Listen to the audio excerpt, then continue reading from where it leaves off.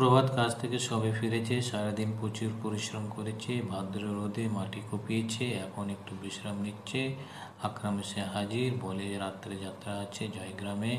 বিক্রমপুরের শ্রীকান্ত অধিকারীর দল, পালার নাম সাঁওতাল বিদ্রোহ। প্রভাত উঠে পড়ে, গোগ্রাসে 4খানা রুটি খেয়ে নেয়, তারপর রওনা দেয়। পার হতে হবে বেতপতি নদী। তখন খেয়ামাঝি বাড়ি চলে গেছে। নদীতেও দারুণ স্রোত। আকরাম বলে, প্রভাতদা নোঙর তোলো, আমি চালাবো নৌকো। সে যে সমুদ্রে মাছ ধরতে যায়, হাল ধরতে খুব পাকা।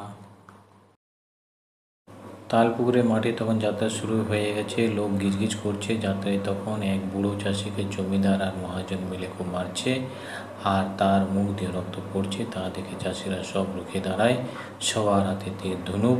সে কি লড়াই! একদিকে চাষিরা, সিধু আর কানু তাদের নেতা, আর একদিকে পুলিশ আর সাহেবরা।